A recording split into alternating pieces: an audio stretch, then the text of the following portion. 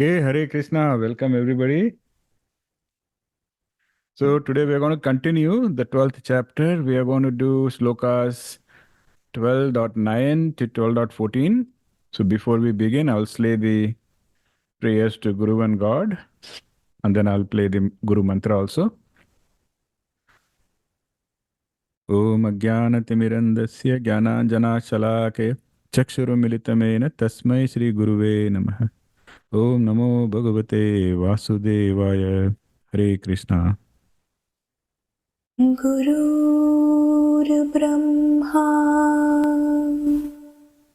गुरुर्विष्णु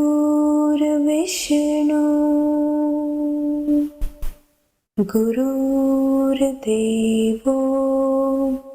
महेश्वरः गुरुर्साक्षात् परब्रह्मा तस्मै श्री गुरुवे नमः। तस्मै श्री गुरुवे नमः। तस्मै श्री गुरुवे नमः। Hare Krishna. So I'll play the slokas. Again, it is 12.9 to 12.14. अथ चित्तं समाधातुं न शक्नोषि मयि स्थिरम् अभ्यासयोगेन ततो मामिच्छाप्तुं धनञ्जय अभ्यासेऽप्यसमर्थोऽसि मत्कर्म परमो भव मदर्थमपि कर्माणि कुर्वन् सिद्धिमवाप्स्यसि अथैतदप्यशक्तोऽसि कर्तुं मद्योगमाश्रितः सर्वकर्मफलत्यागं ततः कुरु यतात्मवान् श्रेयो हि ज्ञानमभ्यासात् ध्यानात् ध्यानं विशिष्यते ध्यानात् कर्मफलत्यागस्त्यागात् शान्तिरनन्तरम् अद्वेष्टा सर्वभूतानां मैत्रः करुण एव च निर्ममो निरहङ्कारः समदुःखसुखक्षमी सन्तुष्टः सततं योगी यतात्मा दृढनिश्चयः मय्यर्पितमनो बुद्धिर्यो मद्भक्तः स मे प्रियः. Okay, Hare Krishna. Who is reading today? I'm reading, Guruji. Hare Krishna, everyone. Hare Krishna. 12.9 If you are unable to fix your mind steadily on me, then seek to attain me by the practice of yoga, O Dhananjaya. 12.10 If you are unable even to practice yoga of devotion to me, be devoted to working for me. By performing actions for my sake, you shall attain perfection. 12.11 If you are unable even to do this, then take refuge in me and perform actions with self-control, renouncing the fruits of all actions. 12.12 Knowledge is indeed better than blind practice. Meditation with knowledge is superior to just knowledge. Renunciation of fruits of action is better than meditation, for peace immediately follows such renunciation.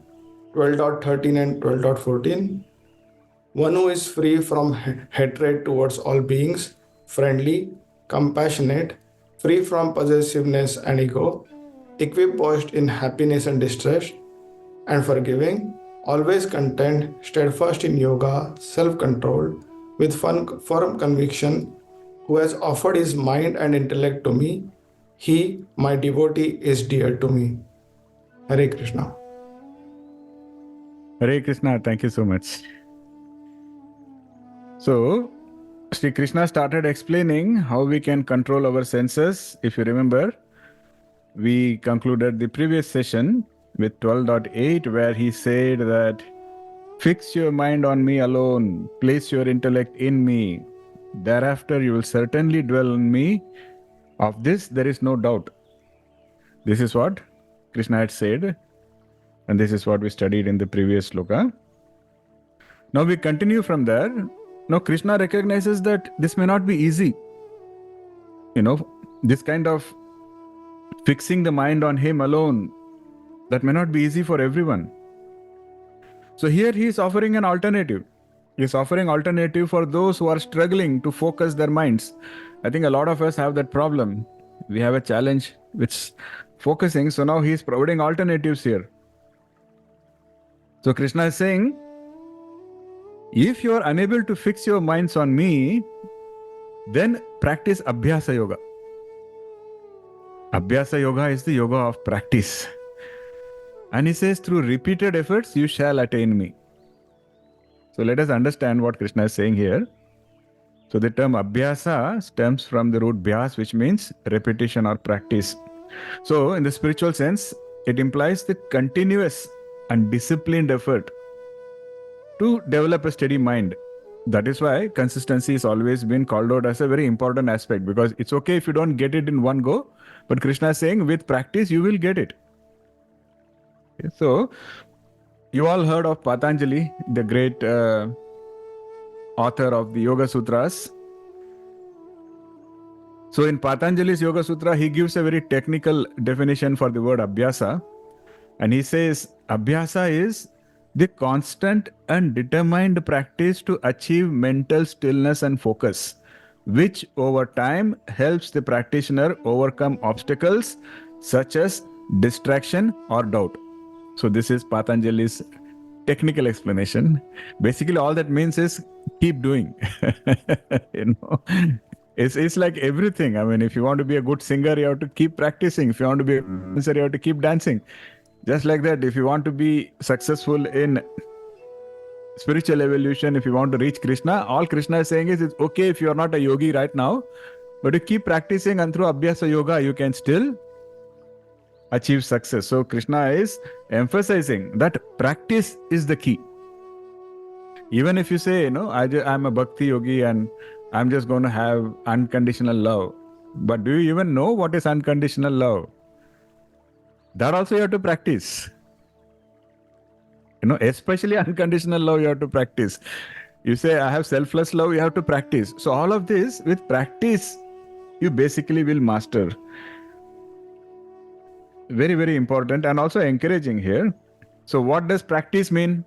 It may mean daily prayer, daily meditation, daily chanting. In fact, chanting is extremely important in Kali Yuga.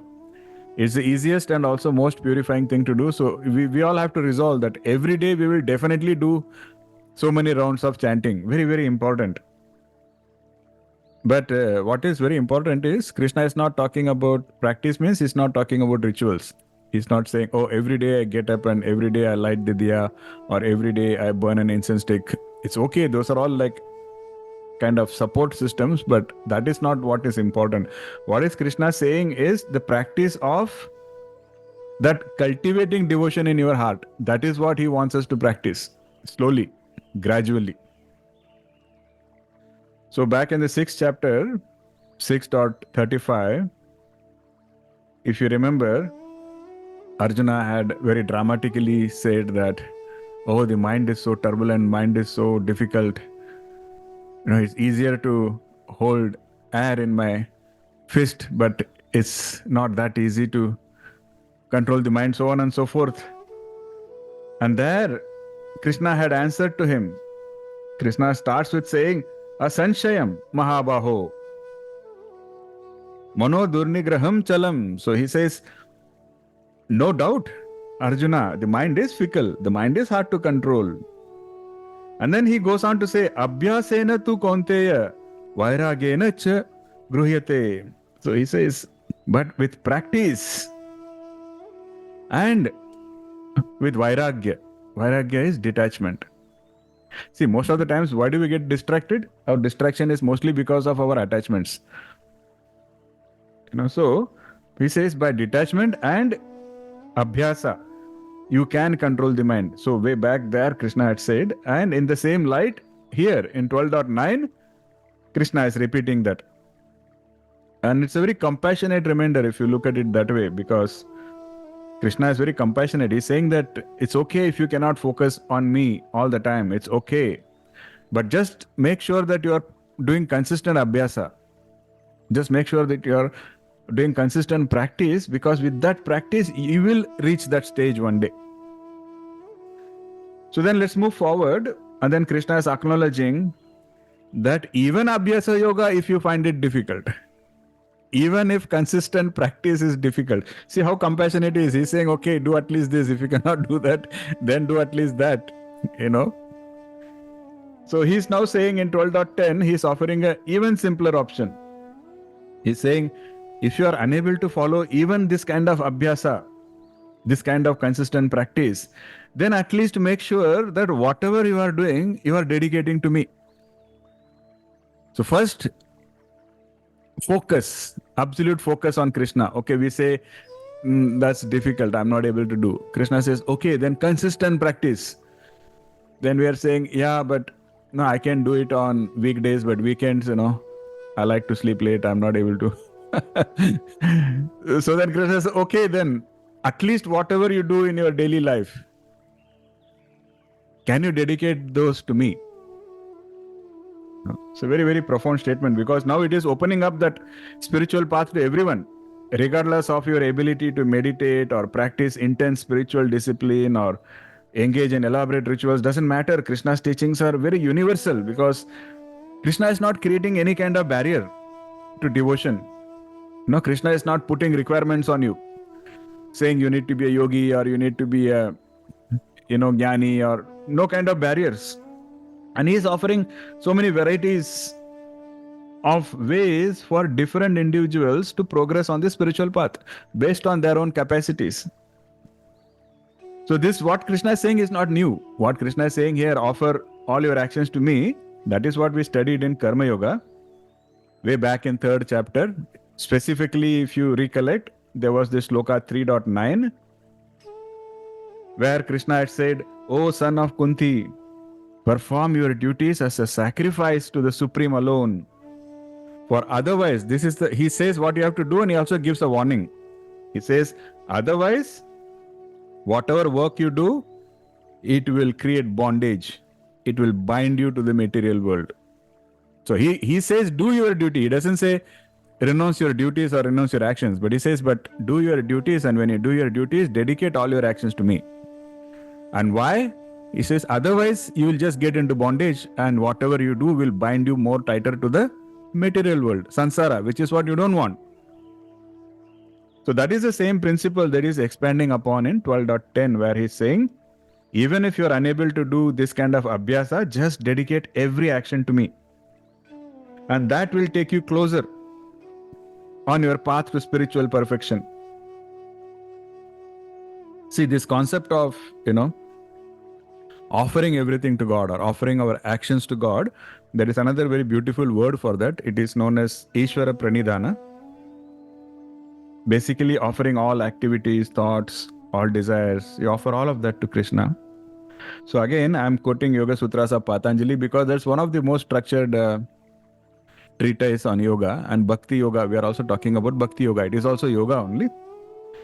So I keep going back to Patanjali's sutras, because there some of these topics are very beautifully and clearly explained.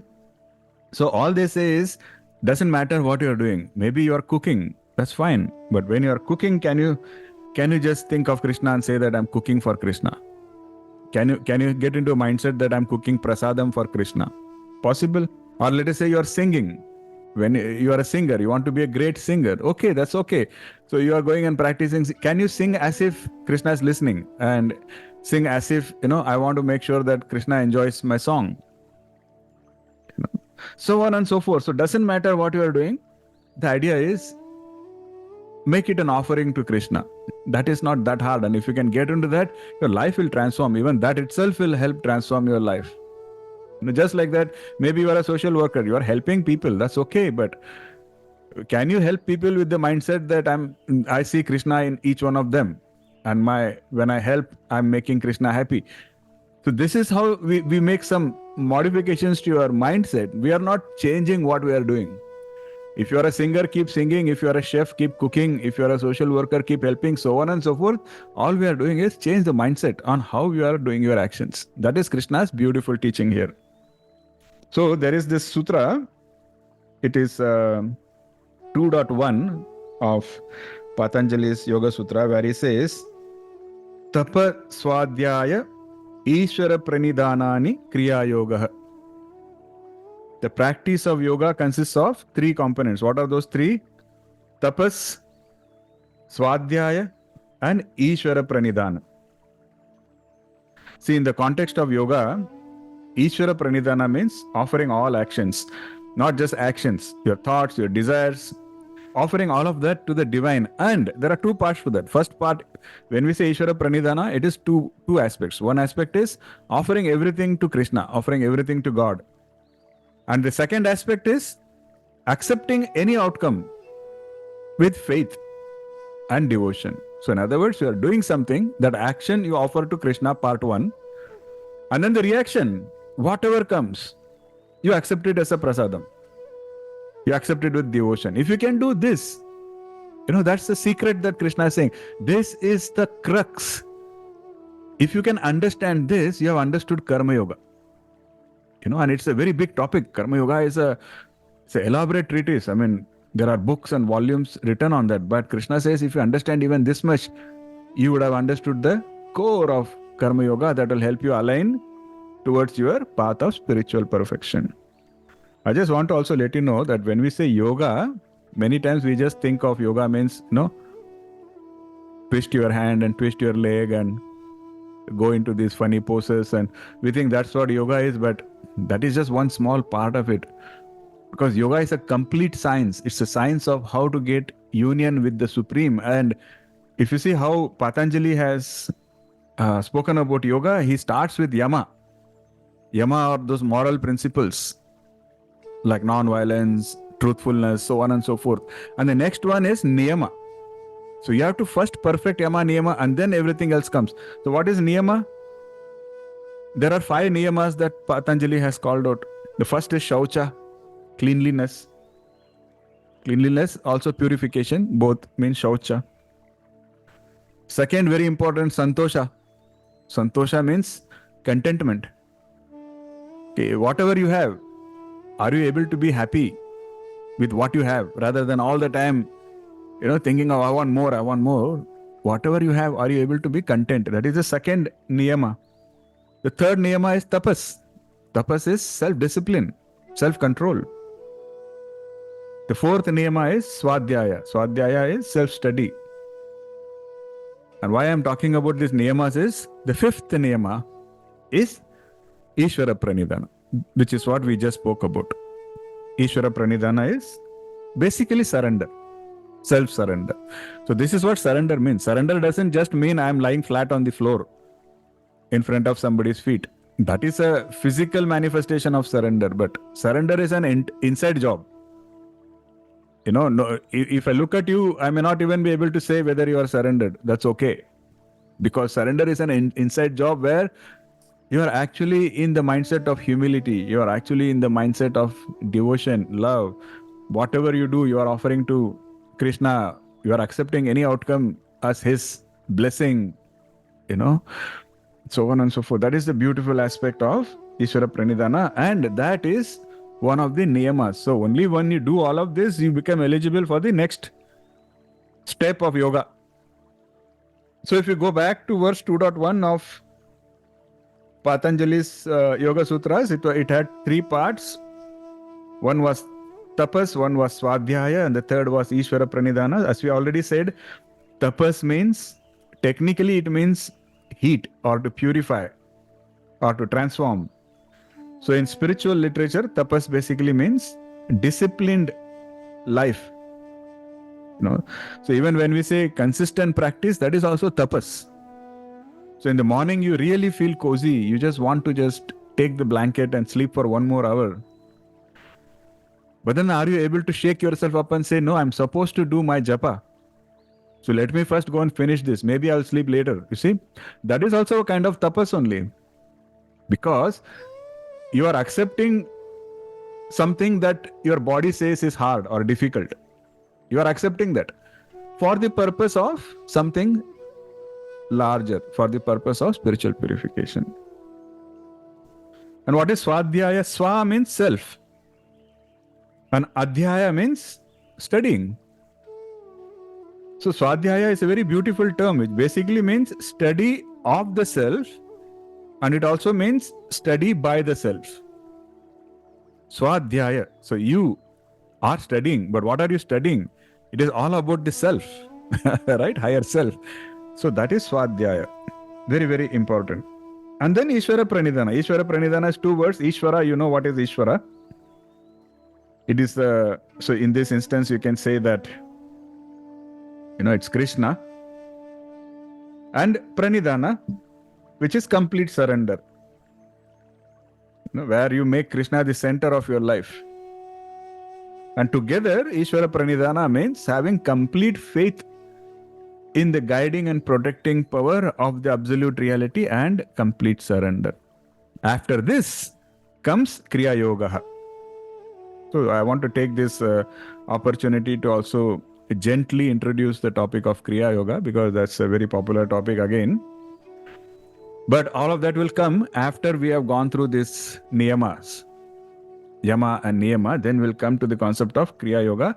So Kriya basically means action, effort, or to move with purpose and goal. And you already know what yoga means. Basically stilling the mind, calming the mind, and going towards union of the self with the Supreme. So Kriya Yoga is basically an action plan. An action plan for what? An action plan for achieving that kind of calmness of mind. Samatvam. And, eventually becoming a Sthita Pragya. That is the kind of Kriya we need to do. In other words, Kriya Yoga basically means putting the theory of yoga into practice. The structured practice of yoga is fundamentally what is Kriya Yoga. So in other words, if you see Patanjali, again go back to Patanjali, when Patanjali says yoga, and if you read the Patanjali, I really suggest that all of you should at least go through the summary or condensed version of Yoga Sutras of Patanjali. This is a very beautiful and very profound work. There he has explained that yoga means it is a 8-path approach. That is why it is called Ashtanga Yoga. So there he says it starts with yama, then goes to niyama. We already discussed yama and niyama. Only after you finish yama and niyama, you go to asana. And once you are established in asana, then you go to pranayama, then you go to pratyahara. Pratyahara means withdrawing the senses. Krishna also taught us pratyahara. Well, where he said you should be like a tortoise. You remember? He said like the tortoise withdraws its limbs, you have to withdraw your senses. That is pratyahara. And then comes dharana. Dharana means focus. And then dhyana. Dhyana is consistent focus. And finally, samadhi. So you do all of that, you reach samadhi. This is a well-structured approach to yoga. And so this is how we need to practice. Our practice should also be like that. So it doesn't matter what yoga it is. Even if it is bhakti yoga, we have to also again practice yama and niyama. In fact, I think, in my humble opinion, if you are a bhakti yogi, yama and niyama is even more important for you. For all of us. Because without purification, how can you develop that kind of love for Krishna? Correct? So we just spoke about this whole idea of Kriya, we spoke about Karma, we spoke about how to perform selfless action, we spoke about what is Ishvara Pranidhana, and we spoke about how that helps us, evolve, how that helps us progress on the path to spirituality. So, there is a very beautiful illustration of this. So in the Mahabharata, even Mahabharata is divided into multiple sections. There is a section called Vanaparva in the Mahabharata, where they talk about a butcher who is practicing Nishkama Karma. So much so that although he is a butcher, he is still getting spiritual evolution, spiritual growth. See, before I talk about this story, this is a very, very popular story. This butcher, his name is Dharmavyada. But before I talk about that, I want to also clarify that although, even the scriptures clarify this, that although they are given this example and said how even a butcher can, evolve spiritually, doesn't mean they are encouraging everybody to start killing animals and saying that, I will also kill and be evolved. No, that's not the concept at all. The key part to keep in mind, even before karma, even before understanding karma yoga, what you need to understand? You need to understand what is the right karma for you. In other words, what is the rightful action for you? Once you understand that, then you perform that action and offer it to Krishna, then Ishvara Pranidhana comes later. So this is where Krishna has already given the guidance in the 3rd chapter, 3.35. You should revise that. Where in 3.35, Krishna says, you have to perform your swadharma. Even if you perform it imperfectly, that is fine. But you have to perform your swadharma. Instead of trying to perform paradharma. Even if you can do that perfectly. Okay. Today, for example, if you think you can kill an animal perfectly, is that your dharma? No. So don't try to just copy what Dharmavyada did, because that is his dharma, not yours. Okay. So you do what is your dharma, and you have to understand what your rightful action is. And once you understood that, go practice that and then make that your offering to Krishna. That is the whole idea. So now let us look at this beautiful story of Dharmavyada. So the story begins with a very elevated sage, very powerful, very elevated sage. His name is Kaushika. I'll talk more about Kaushika later after this session if somebody is interested. But he was devoted to ascetic practices. He would be very, very, regular, very devoted, very consistent. But the problem was, he was making progress definitely, but he was also getting a lot of pride. So he had pride and he had this self-righteousness. That becomes a problem, because righteousness invariably leads to pride. Where we get into this mindset that how can this person do this? It is wrong. Okay, but it shouldn't make you proud because you think you know what is right. No, that person doesn't know what is right. I know what is right. So without you knowing, this kind of righteousness causes a lot of pride in us. And that is what was happening with Kaushika also. So there is a very, very popular story. The story says that Kaushika, once he was meditating under a tree. In olden days, that is how sages and saints used to meditate. They would all sit under a tree on a tiger skin or leopard skin or something, and they'll be meditating. And so the story goes that a crane was flying at that time, and unintentionally it disturbs Kaushika. How would the poor crane know that this great sage is trying to focus on something? So the poor crane makes some noises and it disturbs Kaushika. And Kaushika, is known for his pride and anger. So he's suddenly angry. So he looks at the crane and he looks at it very angrily and focuses his anger on the crane, and his yogic power that he had developed causes the crane to just burn and fall dead.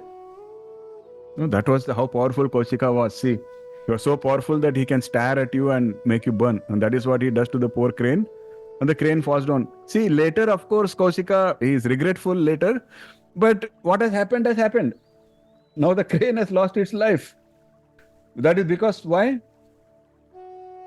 Uncontrolled pride. He couldn't keep a check on his pride. So in spite of his spiritual evolution, the pride overtakes him in that particular instance. And he lands up burning down an innocent crane. Then the beautiful part of the story is yet to come.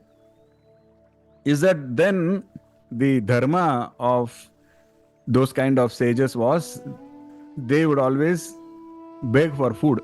They don't, they don't have any possessions, and they don't cook their own food. They have to get alms, bhiksha. So he's going for his bhiksha, and he goes to one of his regular houses where he gets bhiksha. So there, that housewife who usually gives him bhiksha, that day she was busy. she was busy attending to her husband and family, and so she's asking him to wait. She's saying, "Oh, Kaushika, wait for some time." Now, see, Kaushika is very learned, of course, but even this irritates him again. Now, he gets angry. See, but this housewife, she understands his frustration and she's calmly addressing him. First, she tells him that spiritual knowledge does not automatically make one virtuous. Just because you have spiritual knowledge doesn't mean you are virtuous by default. Very important lesson. And then she scorns him. She says, "Did you think I was a crane?"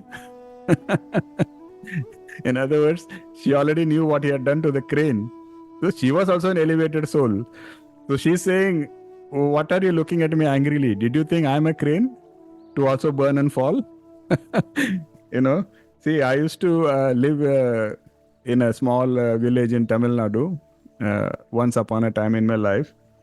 And I've seen villagers there, they would tease if they see a very angry person among their friends, they will tease. So it's a very famous phrase in Tamil. It says, "Kokkendru ninettanayo konganava." So cook means crane. Kokkendru ninettanayo means, did you think I'm a crane? Konganava means just a wandering guy. So it's a very, very popular slang in Tamil Nadu. So she asks him like this scornfully, and then she's advising him. By this time Kaushika is already shaken up, because first of all, he doesn't know how this woman came to know that I did that to a crane, and secondly, like, she's scorning me, like she's teasing me. She's asking me, "Am I a crane? So don't do this, don't try this anger with me." He's already a little shaken up. So, and then she's advising him. She's telling him, if you really want to know the true meaning of dharma and how to progress spiritually, go and meet this Dharmavyada who is a butcher in the next village. Now Kaushika is very puzzled. Kaushika says, she wants me to learn about dharma and spirituality from a butcher. And he is now very curious. So he goes, and then he meets Dharmavyada, and then he's very surprised. He's surprised because he already had these preconceived notions. He's a butcher. So the moment you say somebody is a butcher, you have this image in your mind, right? So he's going with that image. But when he meets Dharmavyada, he finds him to be an extremely compassionate person, very kind person. And he was so deeply rooted in spiritual understanding. And Kaushika is really confused. He's like, this is not what I expected. And then he's explaining to Kaushika. He knows what is going on in Kaushika's mind. So he's telling Kaushika, "My dear saint, my dear sage, my dear Kaushika, true spirituality is not about just giving up the world or performing rituals, sitting in a mountain or a cave. True spirituality is about performing one's own duties selflessly, with no attachments to the fruits of your actions, while always maintaining devotion to God." See, exactly what Krishna was asking us to do. And that is what Dharmavyada was doing, and he's explaining to Kaushika, saying this is what true spirituality is. He's explaining Ishvara Pranidhana in very simple, practical terms to Kaushika. Isn't that profound? And it is a true story. In other words, if it is as true as the Pandavas or the Kauravas or the war, because it is also documented in the Mahabharata only. So what is the central message? The central message is about Karma Yoga, the right way to do that. Karma Yoga in action. So the story of Dharmavyada is highlighting the core principles of Karma Yoga, as explained in the Bhagavad Gita. We are not going out of syllabus also. It is all in the Bhagavad Gita, contained in the Bhagavad Gita. So what are those core principles? First, the very popular principle, performing actions without attachment. By now, everybody should know this really well, because that is what Dharmavyada was doing. Because he said, this profession has come to me from my forefathers, because in those days, that is what determined what your duty is. If you are born to a farmer, you become a farmer. If you are born to a tailor, you become a tailor. That is how. society was in those days. So Dharmavyada was born to a family of butchers, so he just inherited that profession. He himself had no affinity or no, attachment to killing animals or anything. It was just a profession that was given to him by his parents, and he was just trying to do what he thought was the right duty for him. That's all. He was not attached. At the same time, he was not attached to the fruits as well. That follows the second principle, swadharma, one's own duty.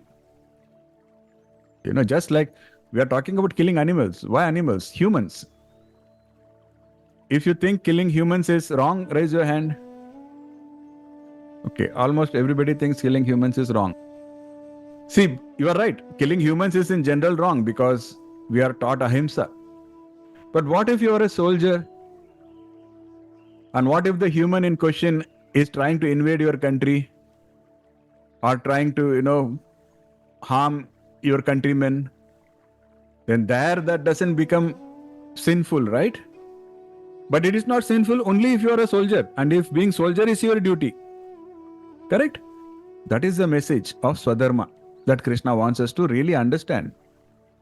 So whatever action may be right for you may not be right for me.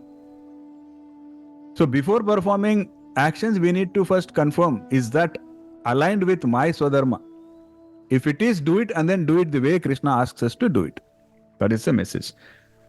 Third principle, devotion and selflessness. In other words, whatever you are doing, when you are doing it, do it with the mindset of surrender, with the mindset of devotion, that I am offering everything to Krishna. Krishna is in the center of all your actions, all your activities. This is what Krishna had said in the 9th chapter, 27th shloka, 9.27, where Krishna said, whatever you do, whatever you eat, whatever you offer or give away, whatever austerities you perform, do that as an offering to me. So that was this principle. And Dharmavyada was doing that. Because he was always having God in his mind all the time. And the fourth principle, power of humility. Because here, although he was just a butcher, Dharmavyada's humility was in stark contrast to Kaushika's pride. It should have been the other way around. Correct? Kaushika was the spiritually elevated guy. He should have been the one who already understood the importance of keeping pride under check. Kaushika is the guy who should have been humble. Whereas we can expect a butcher to be ignorant and prideful. But here it was the opposite. That butcher was humble. He had absolutely no pride. Whereas Kaushika was in a mode of pride. Very, very important lesson for us through this story. Kaushika is now learning a very important lesson. What does Kaushika learn? That spiritual knowledge without humility and without control of your pride is incomplete. Very profound learning Kaushika gets now by his interactions with Dharmavyada. It is so important, so beautiful. So what is the broader implication of this story? The story of Dharmavyada. See, we are always taught distorted history in schools these days, where we are told that discrimination happens and, only the high caste can do this, and only this kind of, if you are born to this kind of family, only then you are permitted. But that's not the truth, because as documented even in the Mahabharata, as you can see, Dharmavyada was a butcher. It's a low caste. Correct?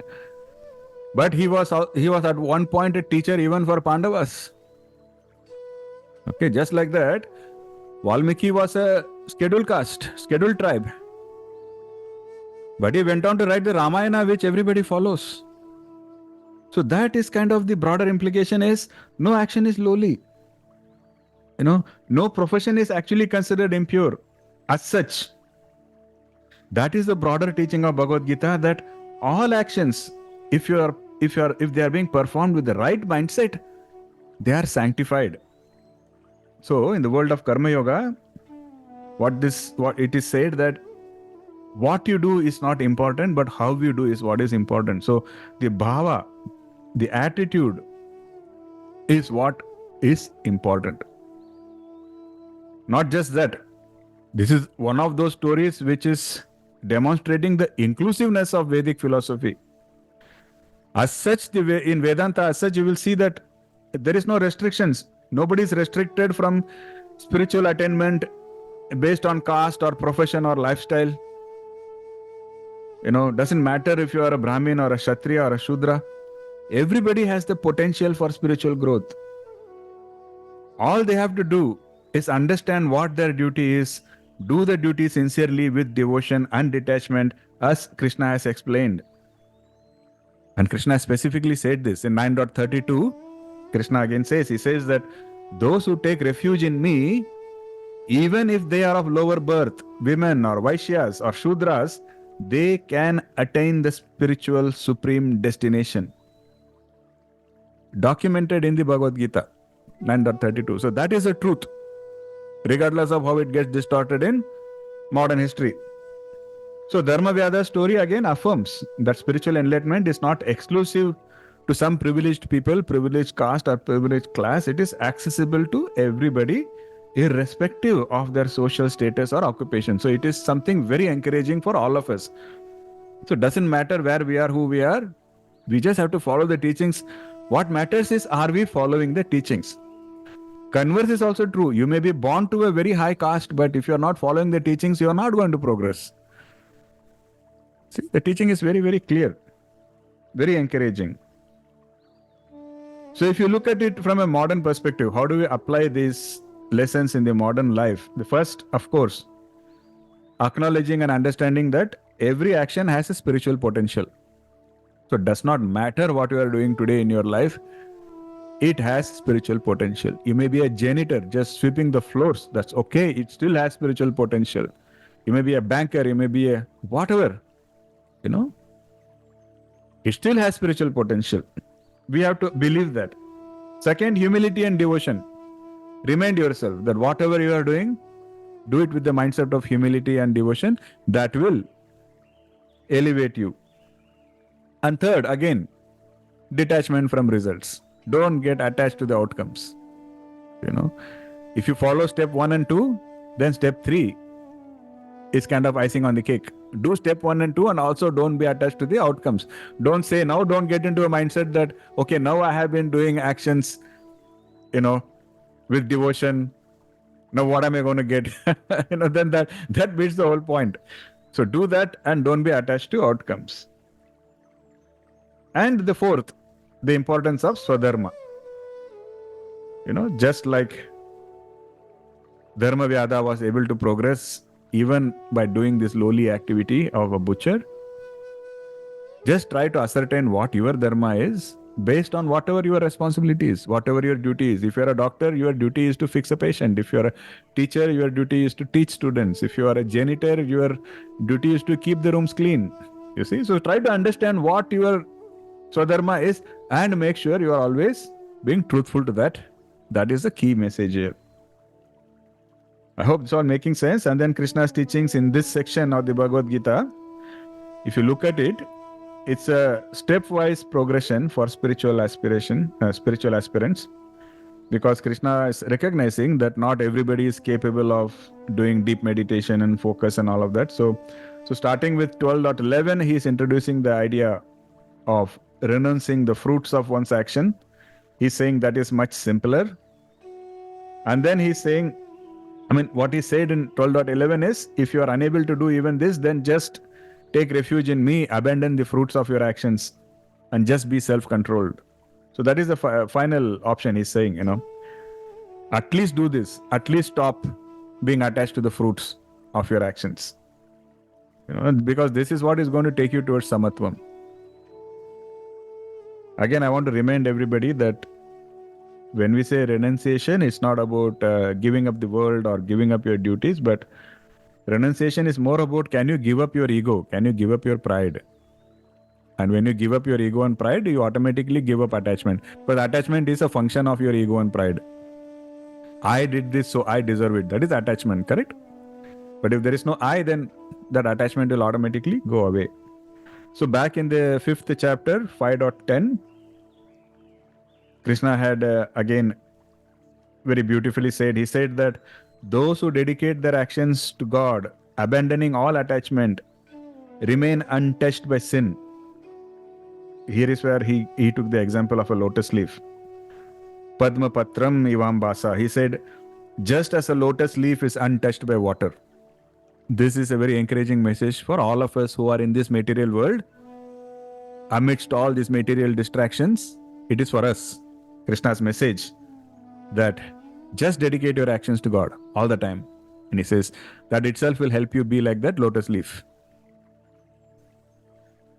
So now comes another very important aspect, because starting from 12.13, see, what is Krishna teaching so far? He's teaching about bhakti primarily.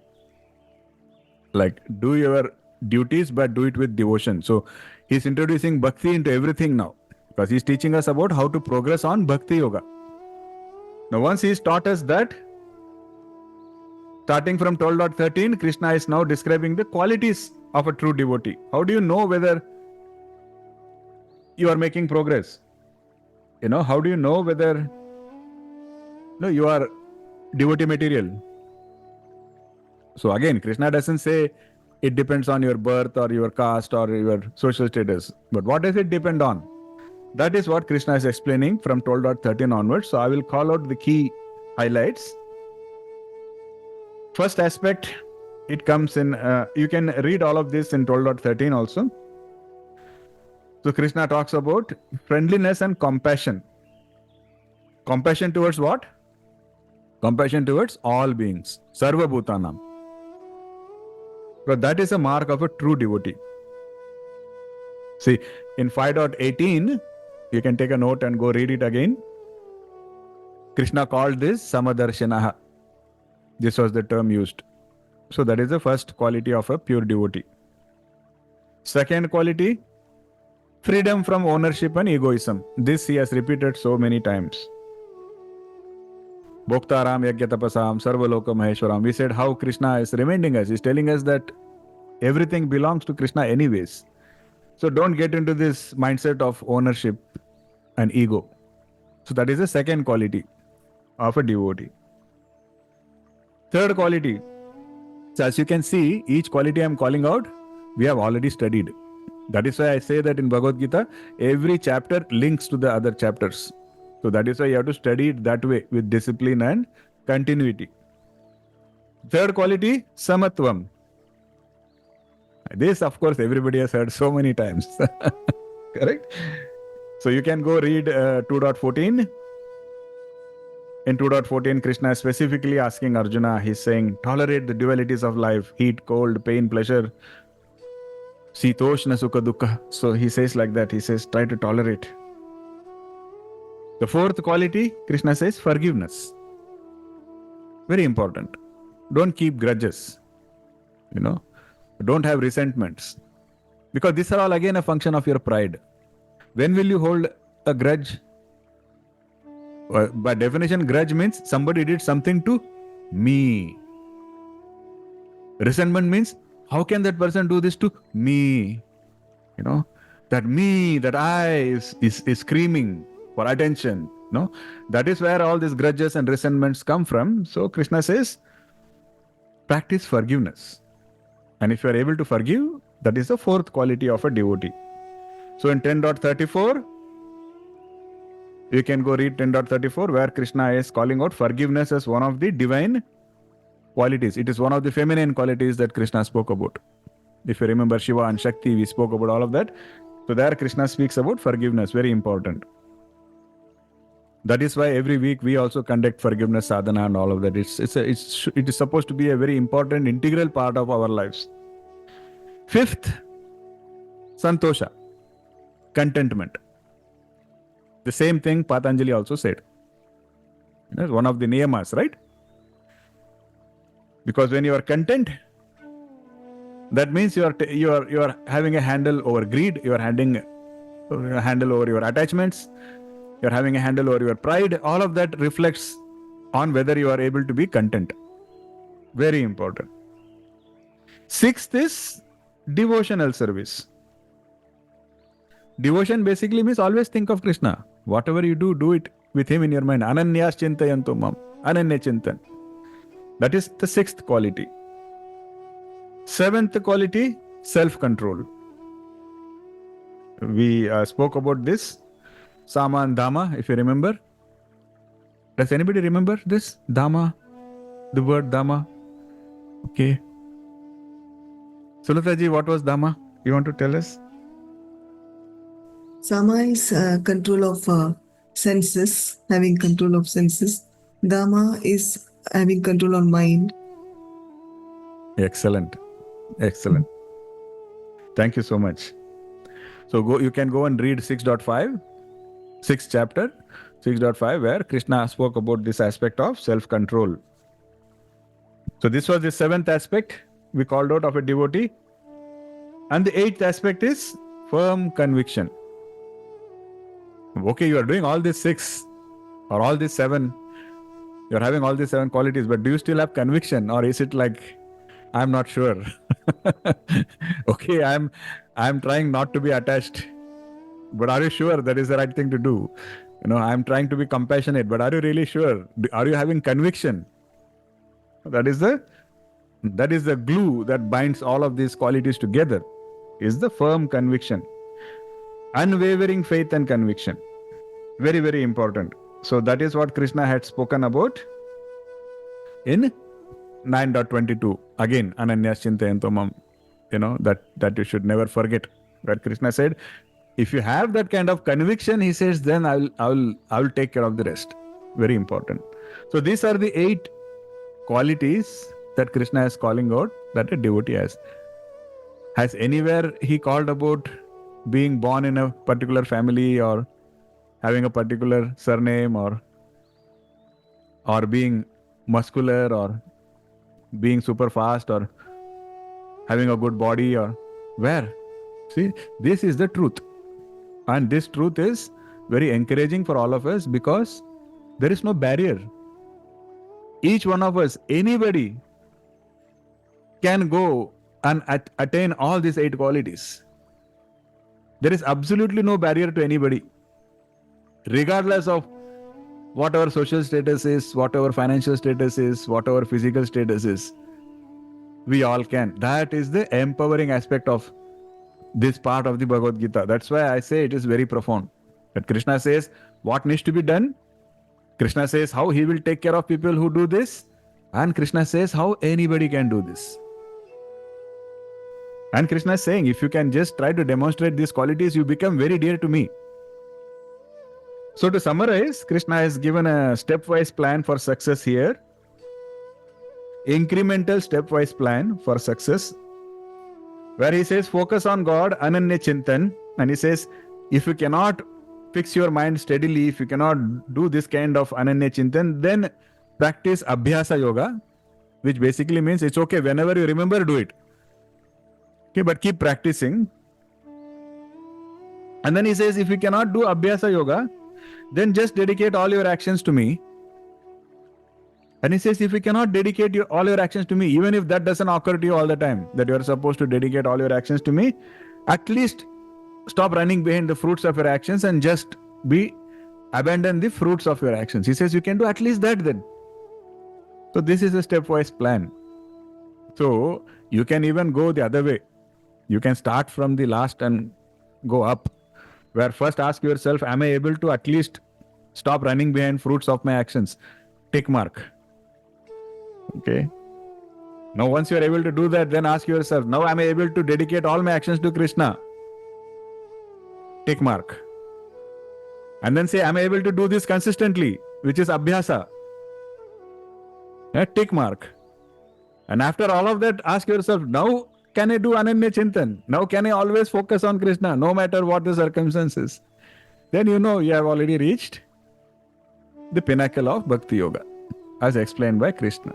Isn't that beautiful? This kind of a stepwise process Krishna has given us. So those are the practices. That is the stepwise guide. And you do that by cultivating those 8 qualities that Krishna has spoken about. And then there is no stopping. And then there is no stopping, no barriers. Then we have to succeed. It is guaranteed by Krishna. So I hope this makes sense, my dear Satsang family. With that, I can stop talking and I can open the floor for any questions, comments, concerns. Usually after I end the meeting, people message me saying, "Oh, I was going to say something, but you end the meeting." So I will wait longer now. Yes, Lakshmi ji. This is the one. Yesterday we talked about the Daivam. No, that's a Yes. thing. Correlating, and now it's getting clear, that one, I think. I feel. Excellent. Excellent. Thank you so much. Yes, Sulata ji. So this pretty much these qualities and all, like you had referred to 11.55. So if we follow that, this comes all in that, like Exactly. dedications, Exactly. and being God as our supreme goal, all those like and detachment, which makes us not have Mat karma karan, mad bhakto. universal love and non-violence. And then it goes to nirvairya sarvabhuteshu. That is why 11.55 Shankaracharya called us Gist of the Bhagavad gist of Bhagavad Gita. You have very beautifully connected that with the 12th chapter that we have just discussed. See, I hope now it's... Yeah. God as supreme goal itself is like, having Krishna at the center of your life, recognizing him as the ultimate aim and destination to reach to. Certainly. That is the state, Ishvara Pranidhana, where God is in your mind all the time. That is... See, if you see, right, if you see the core teachings of Krishna, there is no mention of going to a temple. There is no mention of, belonging to a Vaishnava sect, or there is no mention of, any particular mantra that you should know. You have to pay attention to all of this. There is no mention of belonging to any caste. There is no mention of being a man or a woman. The entire focus is always on qualities. Rightful actions, right intent, right qualities. This is what the teaching is all about. Look at any part of Bhagavad Gita, that's what it is. That is why it is so empowering and so relevant. And that is why it is part of Sanatana Dharma. It's eternal. Because today there may be a school called Vaishnava school. 10,000 years from now, there may be no such thing as Vaishnava school. But compassion will be today. Compassion is going to be there 10,000 years from now. It was there 10,000 years before. That is eternal. So that is why the Bhagavad Gita is such a central piece of Sanatana Dharma. I hope that makes sense. Okay. Okay then, my dear Satsang family, thank you so much. Really grateful for your association. Smita ji, were you saying something? No, Guruji, what I want, sorry, I don't know how to, I'm struggling to word it through. But like how you explained that there is no mention of like going to temple or doing big pujas or anything, which is very true. Like every time, every chapter we go, I keep thinking, okay, something will be there. Because we all, sorry, for various festivals, we do visit temples and all that stuff, but there's nothing in the Gita. Does that mean that, but we still recite so many shlokas and all that, right? I mean, is that something that, like, if we don't recite that, I mean, it's not like nobody's forcing us to, but I'm saying out of our own, the things, background that we have come from in life, like how we have been raised, we tend to recite. So if we don't do that, but just only focus on qualities, like how he's saying, if everything is your quality and with what intention you say, do things, that's enough then, right? Like, is that a true statement? Like, Beautiful question. I appreciate that question. So I'll answer it in two parts. So I'll take the second part of your question first. So it's not what shloka you recite. What Krishna is saying very clearly is how you recite is what is important. The bhava is important. So if you have the right bhava, like Krishna said that I am the Akshar Om. So just say Om, and if you can say Om with the right bhava, that also is sufficient. On the contrary, I've seen people recite, I'm not judging anybody, but I'm just giving an example. I've seen people reciting the entire Vishnu Sahasranama, but their mind is not there. It's a very mechanical way of Yeah, I'm saying that. What they remember, they recite. So that is the distinction made where Krishna says that whatever you do is not as important as how you do it. For this message is, are you feeling devotion? Are you feeling humility? Are you feeling that bhava? If you are, then doesn't matter, whatever you are reciting is good. That is the message. When it comes to the temples, it is not that nobody is discouraging you from going to a temple, but you have to understand that this concept of temple is relevant for Dwapara Yuga. So that is the Yuga Dharma.